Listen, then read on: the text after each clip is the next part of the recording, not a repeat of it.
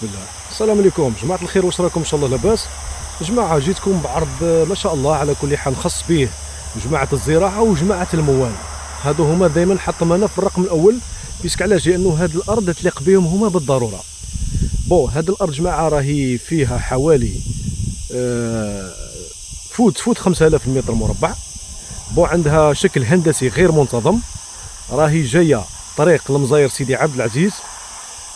عندها شهاده عرفيه. وفيما يخص لو بري تاع جماعه مازال ما ساموناش فيها اشجار مثمره كما راكم تشوفوا، الزيتون وكاع.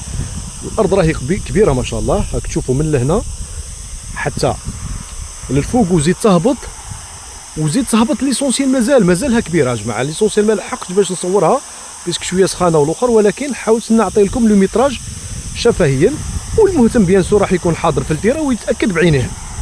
هكذا جماعه بلايصه راهي ما شاء الله فيها اشجار مثمره كما كنت نحكي معكم. كورتها عندها شهاده عرفيه، وعندها المقدره جماعه هذه فيما يخص المواله باش ترفد حتى 11 بولاي، سواء تاع الدجاج ولا تاع الغنمي ولا تاع البقري. وفيما يخص جماعه الزراعه عندها المقدره باش ترفد حوالي تفوت 5000 شجره، ليسونسيال تاع مختلف الاشجار. درك الواحد واش يزرع، الماء راهو يتوفر فيها. انا ما نكذبش جماعه صراحه لله، نوينا نحفروا البير ولكن ما حفرناش. ولكن لما جبنا جماعه اللي صونديو ويحوسوا على الماء، قال لك باللي راهو فايت الواد هنا من تحت، يعني الماء مش كيما نقولوا حاجه اللي بعيده. وحتى وانه نضطروا ولا ماشي بروبليم، نقدروا نتوسطوا مع الجوارينا اللي عندهم الماء. كاين هنايا السيد لنا مع جارنا يقدر يوفر الماء ان شاء الله، هي برونشي معكم تويو ويكون الماء متوفر وتقدر تستغلها نورمال، ماشي اشكال.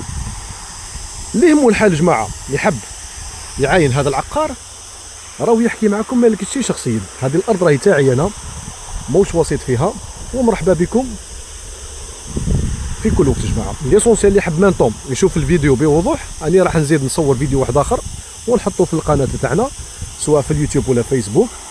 ومرحبا بكم، السلام عليكم.